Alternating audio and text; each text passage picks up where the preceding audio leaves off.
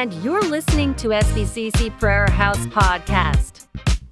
Typecast.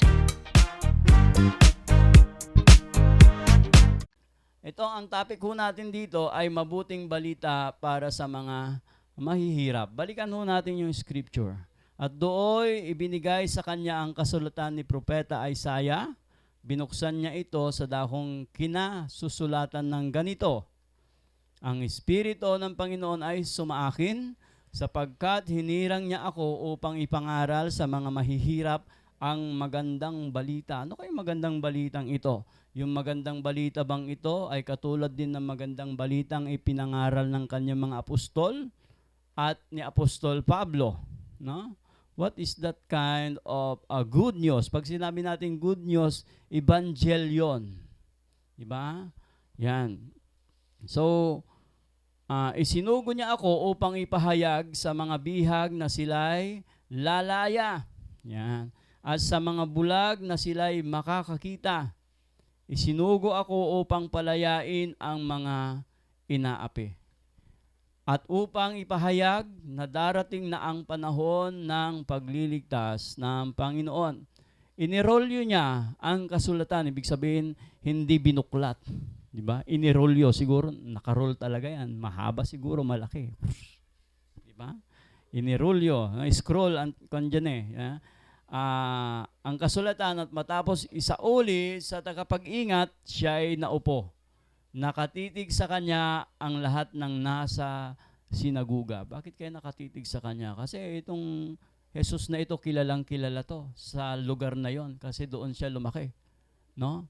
At ang pagkakakilala nila sa kanya, siya ay anak ni Maria at ni Jose na karpentero. Tama yun ang pagkakakilala sa kanya. No? At nung siya ay 8 taong gulang, no, siya ay nagpunta sa templo at nangangaral na ng salita ng ating Panginoong Diyos. He is doing the kingdom o advancing the kingdom of God sa kanyang murang edad. No? After noon, wala na tayong nabalitaan sa kanya. No? Saan kaya siya nagpunta? No? Sa ayon sa mga commentary, sa mga documents, siya ay kasama ni Maria, Jose sa kanilang mga trabaho. Lumaki siya sa bahay, no? Naging karpentero rin si Jesus, no? Yun, doon niya ginugol yung ilang taon niya hanggang siya ay bumalik ulit at magpabautismo, di ba? Kay Juan Bautista, no? Na tagapagbautismo. Okay. So yun, doon nagsimula yung kanyang misyon, no? After ng baptism, doon na nagsimula yung kanyang misyon. Pero bago yon, yung itong scripture na ito, siya pa ay inilagay ng Banal Espiritu, no? Doon sa ilang para siya ay kumbaga i-train sa disyerto at doon siya tinukso ng kaaway, no? Ang daming katuksuhan na tinanggap niya, pero siya ay nagtagumpay at siya ay bumalik ngayon, no, sa kanyang lugar na kinalakhan. At nagtaka sila, nakatitig sa kanya lahat ang mga nasa sinaguga kasi na-amaze sila sa kanyang pagbasa. No? Sa pagbasa malamang, nagtaka na sila. No? Parang nakarinig na sila ng malahimalang boses o pagbabasa. No? Nakatitig sa kanya lahat ng nasa sinaguga. At alam niyo ba kung anong sinabi niya? At sinabi niya sa kanila, ang kasulatang ito na inyong narinig ngayon, ang na inyong narinig ay natupad na. Ngayon. No? Matindi, no? So siguro, nagtaka yung mga Pariseo, yung mga Saduceo, nag-init siguro yung kanilang mga pitan, tumayo sa upuan. No, tapos ano nangyari? Halos tinulak-tulak si Jesus Christ at that time, no? Halos gusto nang patayin si Jesus Christ at that time, no? Gustong batuhin. Pero lumabas lamang siya at siya ay kumbaga naglakad doon sa daang hindi doon papunta sa kanila, no? So sabi niya, no, ang kasulatang ito na inyong narinig ay natupad na ngayon. Sino ba naman ang hindi magtataka? Anak, Para sa kanila kasi, si Jesus Christ ay isang ordinaryong tao. Hindi kinikilalang Mesiya si Jesus Christ at that time. Kaya nagtaka sila nung inangkin niya yung bagay na ito, yung salitang ito, natupad na ngayon. No? Ang iyong narinig, natupad na ngayon. Kaya nagtaka sila. No? Para bang, sinasabi mo ba na ikaw ang pinili ng Diyos? Ikaw ang Misaya? No? Tingnan. Points natin, number 1. Ang pagpapakilala ng may dala sa mabuting balita. Ulitin natin, ang Espiritu ng Panginoon ay sumaakin sapagkat hinirang, say the word hinirang. Hinirang niya ako upang ipangaral sa mga mahirap ang magandang balita. Isinugo, say the word isinugo. Isinugo niya ako upang ipahayag sa mga bihag na sila'y lalaya at sa mga bulag na sila'y makakakita. Isinugo ako upang palayain ang mga inaapi. Tignan ho natin yung kanyang mga pagpapakilala sa kanyang sarili sa panahong iyon. Sabi niya, hinirang ako, isinugo ako para sa mabuting balita. Hinirang ako para sa mabuting balita, isinugo ako upang magpahayag. No? Magkaiba ho ba yung hinirang at isinugo? Tingnan ho natin. At ito po yung isang tanong. Ang kaharian ba ng Diyos ay exclusive lamang para ba sa mahihirap? Sino naghihirap dito? Ang kanho natin kanina na sinabi, lahat ng tao ay naghihirap. Kasi una, hindi Diyos ang tao. Kaya may paghihirap. Diba? So lahat ba tayo naghihirap? Sa mata ng Diyos, tayo pantay-pantay. Tama? Walang mahirap, walang mayaman. Pero may paghihirap kasi tao tayo. Hindi tayo perpekto. Maraming kakulangan. Amen? Pero kung wala kang kakulangan, perpekto ka, ibig sabihin, Diyos ka. Pero hindi yun yung kalagayan natin. No? So ang kaharian ba ng Diyos ay eksklusibo lamang para sa mahirap? Hindi. Sapagkat hindi naman yung tinutukoy niya na mahirap. No? Vocabulary ho tayo para maunawaan ho natin. Mag-aral po muna tayo ng konti. No? When we say hinirang, no, sa salitang English ay appointed. Say the word appointed. Yan. At sa salitang Griego ay kimai. Yan ho yung Greek word ng appointed or hinirang. Nang ibig sabihin sa Tagalog ay inilaan, inilatag. No? At ang kimay na meaning ay ginagamit para sa mga military na akong tawagin na special assignment. Yun ang ibig sabihin yan. No? Kapag hinirang ka, mayroon kang special na assignment. Kapag hinirang ka, appointed ka, no? Na ang ibig sabihin na ikaw ay inilaan. No? O di kay ikaw ay inilatag. Yun ang ibig sabihin yan. So yung isinugo, anong ibig sabihin ng isinugo? Number 2, sent one. Ang ibig sabihin po niyan sa salitang English at sa Griego ay apostelio. Yan ho yung ibig sabihin niyan. Ang ibig sabihin, official representative. So magkaiba ho yung hinirang at saka isinugo. No? Yan. So ang isinugo, sent one, sa Greek, apostelio, nang ibig sabihin, official representative or ambassador. So yun ang pagpapakilala ng ating Panginoong Hesukristo sa kanyang sarili. Ako ay appointed, ako ay inilaan, no? Ako ay may special assignment para sa inyo, no? Ako ay isinugo, ako ay opisyal na representative ng Diyos Ama. Yun ho yung kalagayang ibinigay ng ating Panginoong Diyos sa mga manbabasa, di ba? Hinirang ako at isinugo. Ngayon, doon tayo sa pangatlo at pang-apat. Anong ibig sabihin ng ipangaral? Magkaiba ho yung ipangaral ba at ipahayag? Magkaiba po yun. no? Ang ipangaral is to preach sa salitang English. Sa salitang Grego ay kiroso, no? To evangelize. Hindi lamang magbalita ka. Anong balita? Mayroon pong nasunog, no? Nasunog po ang tubig. Ganon. 3 kalbo nagsambunutan dahil sa suklay. Yung ganon. Balita rin yon. Tama? Pero hindi ho yun mabuting balita. Hindi po yun evangelization. Hindi po yun salita ng Diyos. Amen? That is only news. No? But not good news. Amen?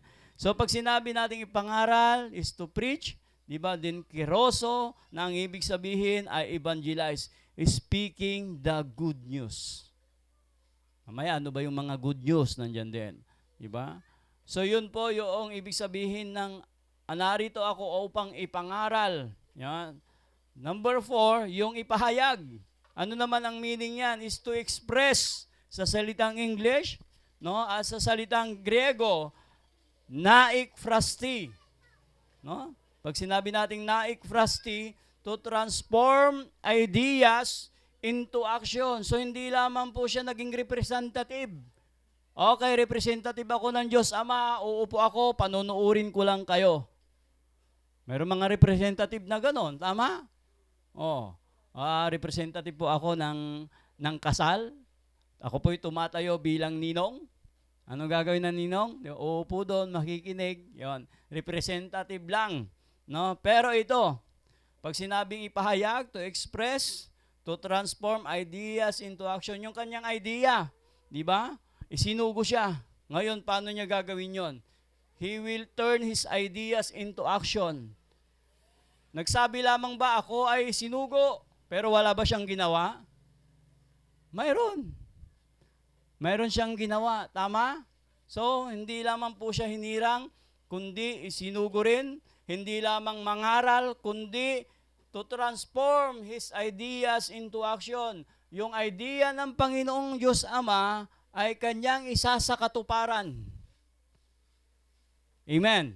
Sana ho'y naunawaan po natin. No? Yun po ang ibig sabihin po niyan. Ngayon, sino ang mahirap na tinutukoy sa aklat ng Lucas? Ito na yon. May dalawang klaseng ginamit na word sa Bible na mahihirap. At ang Greek word nito ay pines at Peter. Pitikos. Yeah. Pati ako na nagsulat. Pinis at pitikos. Yan ho yung mga Greek word niya. Ano ba yung pinis? Diba? Ito po yung laborer with a little income. Ito yung mga kapag kumuha ka ng, anong tawag dito, sponsor kay congressman, ng mga bata, sa Lunes, makakakuha na kayo. Ito yung mga, ito yung mga may low income. Tama, hindi po sila indigent. Diba? Low income. Sino may low income dito? Pakitaas yung kamay. Pag sinabing low income, 3,000 to 8,000 ang pinakamababang kanilang income monthly. Sino dito? Diba? Ibig sabihin, kayo po ay tinatawag na pinis. Diba? Laborer with a little income. Si Apostol Pablo, diba? Actually, mayaman siya, pero naging mahirap din, no? Si Peter, siya ay pinis. Bakit? Mayroon siyang maliit na barko. Bangka. Mayroon siyang maliit na bangka at mayroon siyang hanap buhay. He is a fisherman. Sino ang mga fisherman dito ang mister? Yun, finish ang tawag diyan. Diba? Nang ibig sabihin, laborer with a little income. Tinutukoy ho yan sa financial. Ngayon naman, yung pangalawang word ng mahihirap, ito, pitikos. Pitikos ang ibig sabihin, ginamit ito sa sermon ni Jesus Christ na Beatitude Sermon. Maalala nyo, mapapalad. Sinabi ba niyang masiswerte? Mapapalad ang ginamit niyang word. Ito ay tumutukoy sa spiritual poor. Diba? Ito yung tinutukoy niya. Not material, not financial, No? Hindi ho ito nakatutok sa panlupa, kundi nakatutok siya sa panlangit. That is good news. Amen? Spiritually poor, yung mga tinutukoy ho niya rito. Sino ho dito ang spiritually poor? Lahat tayo spiritually poor. Kasi kung hindi ka spiritually poor, hindi mo na kailangan si Lord. Amen? Yan. Di ba? So, ngayon, sabi niya rito, sa ibang translation, sa MBB, tignan natin, mapalad ang mga taong walang inaasahan, kundi ang Diyos, sapagkat mapapabilang sila sa kaharian ng Diyos. Mga taong walang inaasahan. Sino ho dito ang umaasa lang sa Diyos? Amen. Lahat ho tayo umaasa sa Diyos. Amen? Sa MBB translation ho yan. Ngayon, tignan ho natin sa ASND translation. Sabi niya, mapalad ang mga taong inaaming nagkulang sila sa Diyos. Parang lumilinaw, pastora. Di ba? Kanina hindi binabanggit to. Tama? Di ba? Ngayon, sabi niya rito, mapalad ang mga taong inaaming nagkulang sila sa Diyos. Sino ho rito ang may pagkukulang sa Diyos? Lahat ho tayo. At sabi niya, dahil makakasama sila sa kaharian ng Diyos. Yan po yung ASND translation, ang salita ng Diyos. Nanangan tayo at Ilocano. Nagasat, dagiti, mangbigbig, mapanglauda. Napanglauda. Iti imatang ti Diyos, ta kukwada, ti pag-arian, ti langit. Ito'y pangkasinan tuya, Nagasat, dagiti, mangbigbig, bidbidunda, ya talagang kulang ira. Naamin niya, kulang iran talaga. Kailangan do'y Diyos yung katawan. Amen? Di ba? Iti imatang ti Diyos, ta kukwada, ti pagarian ti langit. Tignan natin. Mukhang lumilinaw na pastora. Ito na, direkta ng sinabi sa King James Version. Malapit na translation. Blessed are the poor in spirit. Sabi ba niya, blessed are the poor in material? No. Blessed are the poor in financial? Hindi ho niya binabanggit, no? Kundi ang binabanggit niya dito is spirit. Amen. Kaya tinatanong ko po kayo kanina kung tayo ba ay poor in spirit. Yes. Kapag tayo ay poor in the spirit, kailangan natin ang ating Panginoon. Amen. Sabi niya, blessed are the poor in spirit, for there is the kingdom of heaven. Yan na yung King James Version. Sa Tagalog, mayroon ba yan na parang pareho talaga? Sabi niya, mapalad ang mga dukha sa espiritu. O magkapareha sila ng translation. No? Sapagkat kanila ang kaharian ng langit. Mapalad ang mga humahanap sa Diyos. Amen? Diba? Mapalad ang mga dukha sa espiritu. Ito na, pinakita na talaga kung sino yung mga mapapalad, yung mga dukha sa espiritu. Hindi ho tinutukoy dito kung sinong mayaman, kung sinong mahirap. Kundi dukha sa espiritu. Amen. Pangalawa. Yan. Ang pangalawa, ang misyon na may dala ng magandang balita. Ano yung una? Balikan natin. No? Ang pagpapakilala ng may dala ng mabuting balita. Pangalawa, ang misyon ng may dala ng magandang balita. Anong misyon ni Jesus Christ? Number 1, ipangaral sa mga mahihirap ang magandang balita. No? Yung magandang balitang yan ay nandun sa kanyang ipapahayag. No? Ano yung magandang balitang yan? No? Pangalawa, upang ipahayag ang bihag na sila'y lalaya at sa mga bulag na sila'y makakakita, isinugo ako upang palayain ang mga inaapi. Number 3, at upang ipahayag na darating na ang panahon ng pagliligtas ng Panginoon. So ito, hindi lamang po para sa mahihirap ang kaligtasan. Kasi kung ang kaligtasan ay para sa mahirap, mayroon ding may kaya sa mga apostol ni Jesus Christ. Si Luke, doktor. Si Mateo, tax collector, BIR yan. Diba? Si Cornelius, centurion. Meron silang mga ganap sa gobyerno. mayroon silang kakayanan. Apostol Pablo, bago siya naging mahirap, mayaman siya. Di ba? Kumbaga, abogado si Apostol Pablo. Kung nilimitahan ng ating Panginoong Diyos ang magandang balitang ito na para lamang sa mahirap, favoritism ang Panginoon. Tama? Pero hindi yun yung tinutukoy niya. Kundi ang tinutukoy niya, poor in the spirit. Not in material, not in financial. No? Yun ho. Pero bakit siya nagpagaling? Ito ay pambungad lamang o pagpapakilala na tunay na siya ang isinugo, no? Na tunay na siya, no, ang hinirang. Kumbaga ito ay down payment lamang, no, sa panahong mas maganda pa ang mangyayari. No? Ito po kumbaga pinakita lamang niya yung larawan ng tunay na mangyayari. No? Kaya ang sabi niya doon sa huli, ito, at upang ipahayag na darating na ang panahon ng pagliligtas ng Panginoon, ipinakita lamang niya yung unang mangyayari. Kaya siya nagpagaling. Sino yung mga pinagaling niya? Di ba? Yung dinudugong babae, di ba? Pinalaya niya. Mayroon siyang, anong tawag ito? Pinagaling na bulag, si Bartimeus, di ba? At palayain ang inaapi. Di ba? So, ang mga Israelita at that time, mga Jewish people ay talagang inaapi sila.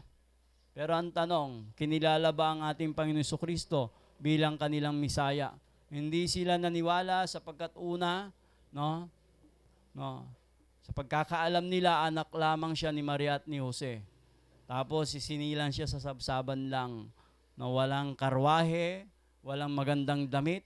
Di ba? Ang inaasahan kasi nila, nakasakay sa karwahe, no, ang magliligtas sa kanila, talagang kings, no, may corona, pero ang nakita nila si Jesus Christ nakasakay sa donkey, asno, no? Hindi nila ma-imagine, ikaw ba yan? Kaya nagtaka sila, no? Natulala ang mga tao at hindi nila matanggap na siya ang hinirang at isinugo ng Diyos Ama, di ba? Ano yan sabi niya rito? Yon. Patungkol naman sa panahon ng pagliligtas ng Panginoon, no? Sabi niya, ipapahayag na ang darating na panahong pagliligtas ng Panginoon. Tingnan natin, ang summary ng misyon ni Kristo ito, pag-ibanghilyo, evangelism, pagpapagaling, pagpapalaya, at pagliligtas. No? Pag-ibanghelyo para sa mga kulang sa kaalaman patungkol sa Kanya. Pagpapagaling para maipakita na ang Panginoong Diyos ang source of healing. No? Pagpapalaya para maipakita, no, na siya ang source of freedom. Amen? Pagliligtas para maipakita na siya ang source of saving. Diba? Tagapagligtas, yan ang kanyang misyon, pag-ibanghelyo, pagpapagaling, pagpapalaya, at pagliligtas. Amen. Ngayon ang tanong ko, ang SBCC Prayer House ba ay mayroong ganitong 4 na bagay? Pag-ibanghelyo, pagpapagaling, pagpapalaya, at pagliligtas? Nakakalungkot, mayroon mga pastor, mga churches ngayon na hindi na naniniwala sa pag-ibanghelyo. Ang ginagawa na lamang, naninira ng ibang church para makuha yung ibang membro. Diba? True? Wala nang evangelism. No? Wala na rin yung mga ibang church ngayon, hindi na rin naniniwala sa healing. Sabi ng isang pastor, Pastor, hindi po ako naniniwala sa healing. Bakit naman? Kasi 10 years na ho na may sakit yung aking asawa, hanggang ngayon hindi pa gumagaling. Pero hindi niya alam kung anong plano ng Panginoon. Ibig sabihin, hindi yan true church. Kasi ang tunay na iglesia ng ating Panginoong Diyos ay mayroong pagpapagaling. Amen? Di ba? Pagpapalaya, no? At pagliligtas. Yon ang summary ng misyon ni Kristo. Ngayon ito, ang mabuting balita, pangatlo, ay natupad sa kanyang itinakdang panahon. Yan. Anong ibig sabihin yan? So the fulfillment of God's plan No? 600 years from Isaiah to the birth of Christ. 400 years from the last book of Old Testament, the book of Malachi, no, hanggang sa birth ni Jesus Christ, that is 400 years. Di ba? Anong ibig sabihin niyan? Ang mabuting balita ay natupad sa kanyang itinakdang panahon. So, ibig sabihin, God's timetable, no? He knows His table, yung kanyang timetable, no? Alam niya kung kailan niya ilalatag yung kanyang plano, alam niya kung kailan niya itututo pa rin. So, God's timetable, in times of need, in times of help, no? Is not too early. Tandaan natin ito, not too late, but always on time. Yung kanyang mabuting balita, natupad in His time. Tama? So, hindi pwedeng malate. Hindi pwedeng, kumbaga, early. No? Kundi, ang kanyang mga plano, yung kanyang timetable ay nakalatag na, yung kanyang mga plano ay nariyan na, at kabisado niya kung kailan niya ito gaganapin. Amen? He fulfilled His mission in His right time, no? In His right place. No? In any condition, in any situation, He will do as He planned. Gagawin niya ang mga bagay na yan.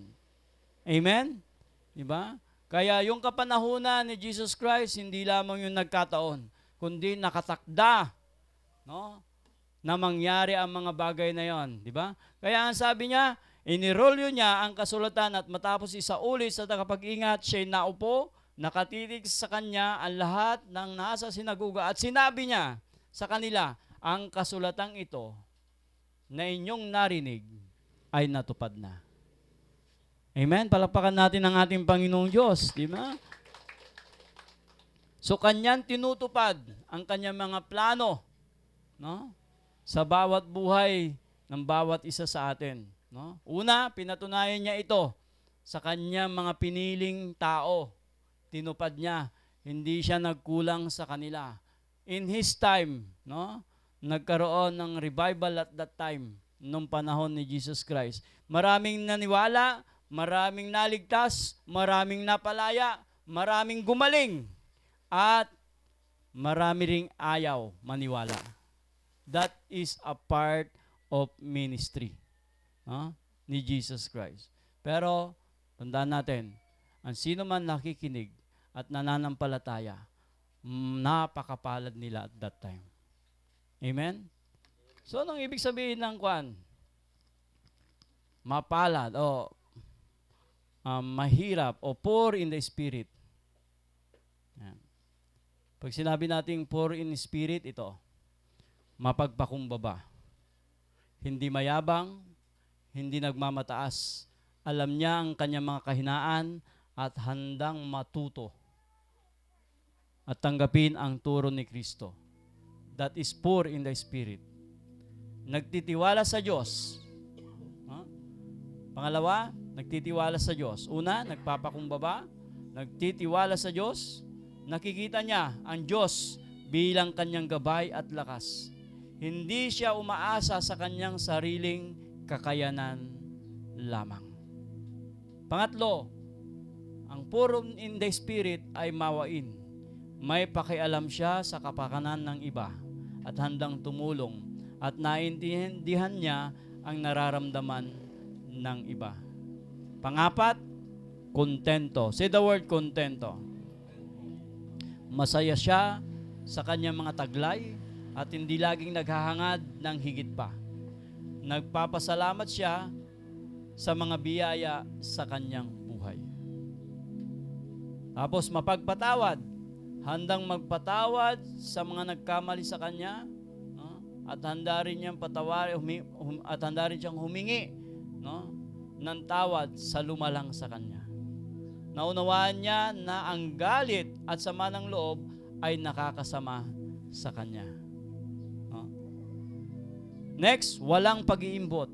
Ang ganda ng kanta natin kanina. Kahit wala kang pera, laging masaya, di ba? Tapos, bawal ang tawag dito, inggitan, walang tampuhan, yan. Woo! Walang pag-iimbot, selos, inggit, that is poor in the spirit. Inilalagay niya ang pangangailangan ng iba bago ang kanyang sarili at handa siyang magsakripisyo. Naglilingkod sa iba, voluntaryo, hindi napipilitan, kusang loob, at ginagawa niya ito ng masaya. Amen? Palakpakan natin ang ating Panginoon Diyos.